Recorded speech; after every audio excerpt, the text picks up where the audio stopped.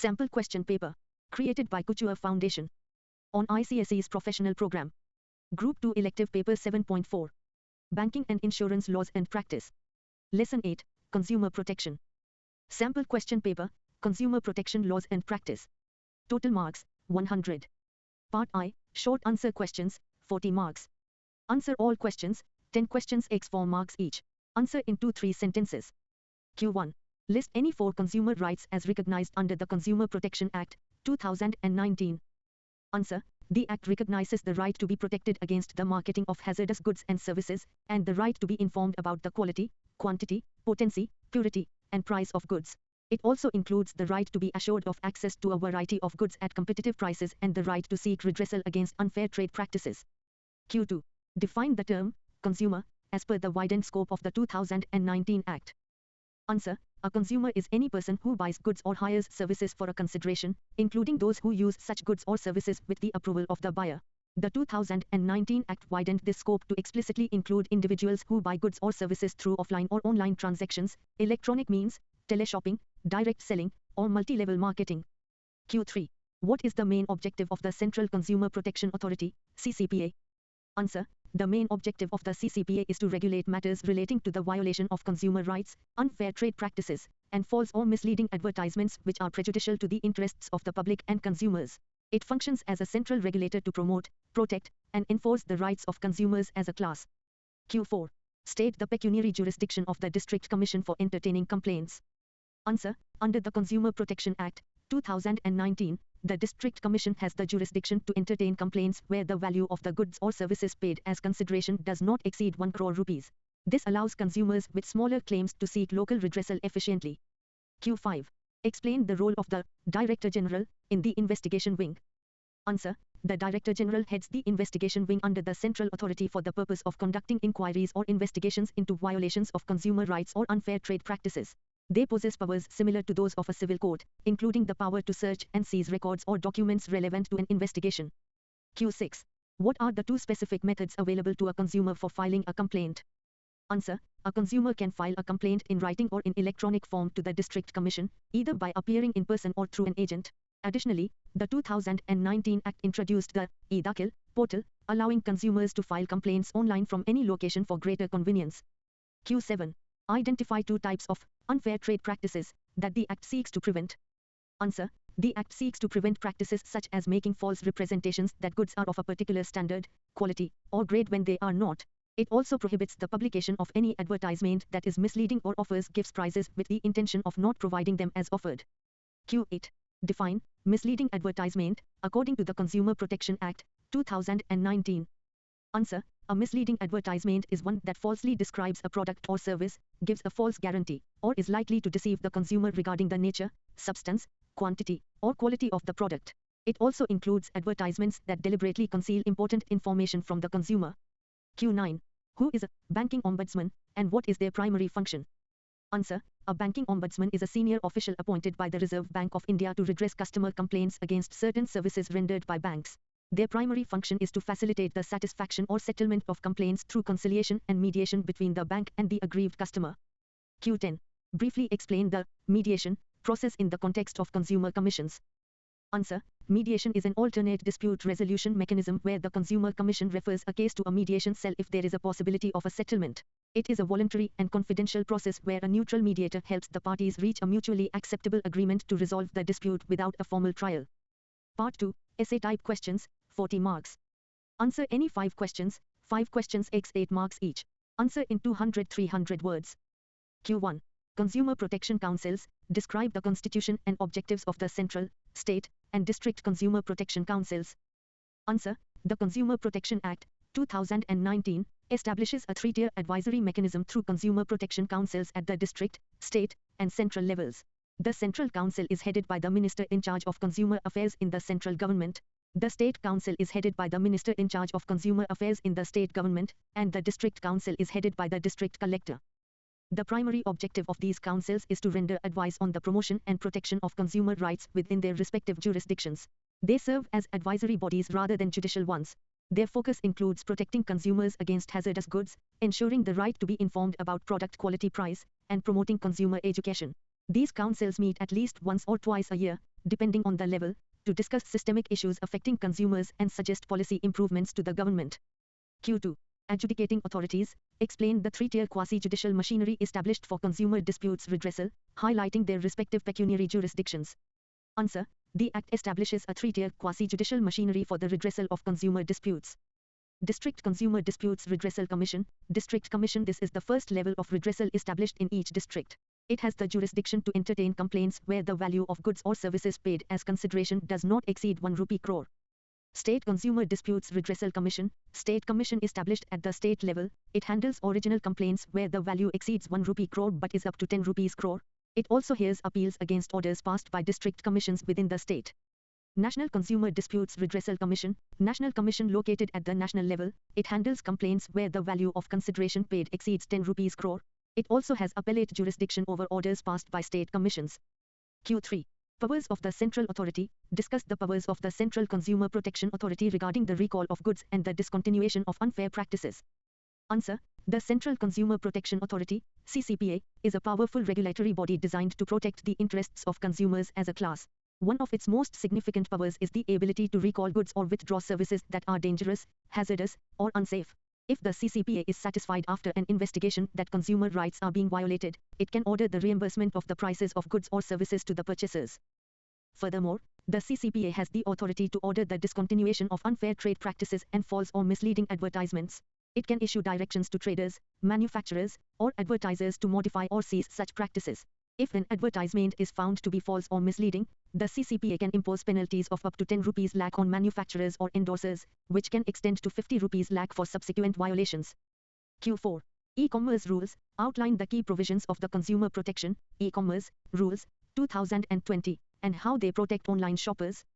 Answer. The Consumer Protection E-commerce Rules 2020 were introduced to regulate all forms of electronic commerce and protect online shoppers.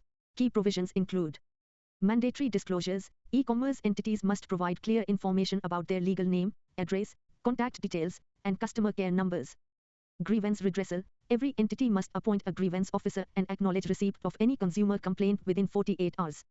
Price and refund transparency. Rules prohibit price manipulation to gain unreasonable profit and require clear information on return, refund, and warranty policies.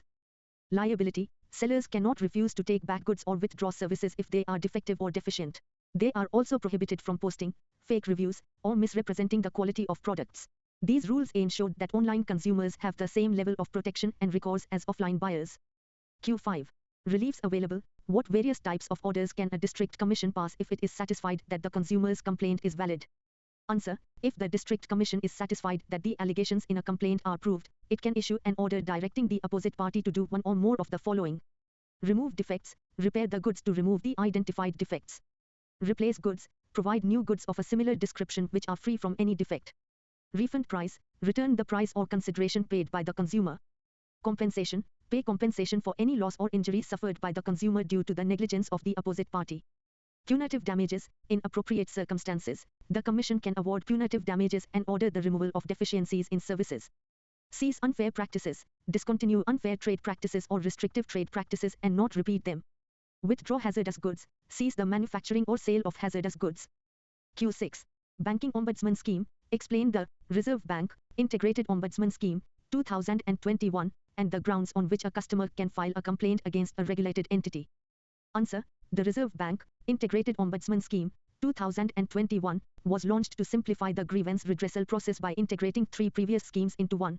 It follows a One Nation One Ombudsman approach, providing a single point of reference for customers of all RBI-regulated entities, banks, NBFCs, etc. A customer can file a complaint against a regulated entity on the grounds of deficiency in service, which is broadly defined as any shortcoming or inadequacy in the quality or nature of service required to be provided. Specific grounds include non-payment or inordinate delay in the payment of checks, failure to adhere to prescribed working hours, refusal to open accounts without valid reasons, and issues related to digital transactions or credit cards. The customer must first approach the bank. If the complaint is rejected or not resolved within 30 days, they can approach the Ombudsman. Part 3. Case Study, 20 marks. Read the scenario below and answer the 5 questions that follow. 5 questions x 4 marks each. Scenario. A group of farmers stored their agricultural produce in a cold storage facility. To secure their livelihood, they took a loan from a bank against the stored produce. A fire broke out at the facility, destroying the building and all the produce. The cold storage owner had a comprehensive insurance policy, but the insurance company rejected the farmers' claims, stating that the farmers were not a party to the insurance contract, lack of privity, and therefore were not consumers. Questions. Q1. Are the farmers considered consumers under the Consumer Protection Act, 2019, even if the policy was in the storage owner's name? Justify your answer based on legal principles. Answer. Yes, the farmers are considered consumers because the Act includes beneficiaries of services hired for consideration. Since the insurance was taken to protect the stored produce for which the farmers paid storage fees, they are beneficiaries and fall under the definition of a consumer even if they were not the primary policyholder. Q2. What is the significance of the tripartite agreement in determining the liability of the parties involved? Answer. A tripartite agreement involving the farmer, the bank, and the cold storage owner creates a formal legal link between the parties, establishing that the services were interdependent. It serves as evidence that the insurance was a mandatory condition of the loan and storage, thereby making the farmers direct stakeholders in the insurance service. Q3. If the value of the destroyed produce and the compensation claimed is Rs 1.5 crore, which commission has the jurisdiction to hear this case? Answer. The case falls under the jurisdiction of the State Consumer Disputes Redressal Commission. According to the 2019 Act, the District Commission handles cases up to Rs 1 crore, while the State Commission has pecuniary jurisdiction for claims exceeding Rs 1 crore but up to Rs 10 crore. Q4. Can the insurance company's refusal to pay be categorized as a deficiency in service? Explain. Answer. Yes, the refusal can be categorized as a deficiency in service, which is defined as any fault, imperfection, or inadequacy in the quality or manner of performance. Rejecting a legitimate claim on a technicality, like privity of contract, when the intent was to protect the produce constitutes a failure to provide the promised protection service. Q5. If the farmers are unhappy with the District Commission's order, where and within what time frame can they file an appeal? Answer. The farmers can file an appeal with the State Consumer Disputes Redressal Commission. As per the Act, such an appeal must be filed within 45 days from the date of the order, and it usually requires a deposit of 50% of the amount ordered by the District Commission. Trophy Gold Medal Classical Building Woman Student. Test yourself. Q1. Describe the rationale for the introduction of COPRA. Answer. The Consumer Protection Act, COPRA, was introduced to address the inherent imbalance in the relationship between consumers and powerful market entities. Before such legislation, the legal principle of caveat emptor, let the buyer beware, placed the entire burden of quality and safety on the consumer. However, as markets became more complex with the rise of mass production, sophisticated advertising, and e-commerce, it became evident that individual consumers lacked the bargaining power and technical knowledge to protect themselves against exploitation. The primary rationale for COPRA is to provide a speedy, inexpensive, and simple mechanism for the redressal of consumer grievances. Unlike traditional civil courts, which are often burdened by high costs and lengthy procedures, COPRA established quasi-judicial bodies to ensure justice is accessible to the common person. The Act aims to protect consumers from hazardous products, unfair trade practices, like hoarding or false branding, and deficiencies in services, such as banking or insurance. By defining specific consumer rights, including the right to safety, information, choice, and being heard, the Act empowers citizens and forces manufacturers and service providers to maintain high standards of accountability and ethics in the marketplace. Q2. Describe the procedure of filing complaints with various redressal for under COPRA. Answer. The procedure for filing a complaint under the Consumer Protection Act, 2019, is designed to be consumer-friendly. A complaint can be filed by a consumer, any recognized consumer association, the central or state government, or a group of consumers with a common interest. Jurisdiction. The complainant must first determine the correct forum based on the pecuniary jurisdiction, value of the transaction. Claims up to Rs 1 crore go to the District Commission, Rs 1 crore to Rs 10 crore to the State Commission, and above Rs 10 crore to the National Commission. Manner of filing. A complaint must be made in writing or in electronic form, via the e-Dakil portal. It should contain the names and addresses of both parties, the facts of the case, the date of the grievance, and the specific relief sought, e.g., refund, replacement, or compensation. Process. No court fee is required for small claims, and the consumer does not necessarily need a lawyer. They can represent themselves or appoint an agent. Once filed, the Commission must decide on the admissibility of the complaint within 21 days. If admitted, a copy is sent to the opposite party, who must respond within 30 days. The Commission then evaluates evidence or laboratory reports for defective goods before passing a final order to resolve the dispute. Q3. Who is a banking ombudsman? Mention the circumstances under which complaints can be made. Answer. A banking ombudsman is a senior official appointed by the Reserve Bank of India, RBI, to redress customer complaints against deficiencies in banking services. This authority acts as a quasi-judicial body and provides a free, alternative dispute resolution mechanism that is faster than traditional litigation. The Ombudsman's objective is to facilitate the satisfaction or settlement of complaints through conciliation and mediation between the bank and its customer. A customer can file a complaint under various circumstances, primarily involving deficiency in service. Common grounds include non-payment or delay, inordinate delay or refusal to pay or collect checks, drafts, or bills. Account issues, refusal to open a deposit account without a valid reason or failure to close or transfer accounts. Fees and interest, charging commissions or interest rates that do not align with RBI directives or the agreed terms. Digital transactions, issues regarding unauthorized electronic funds transfers, ATM-related problems, or credit card grievances.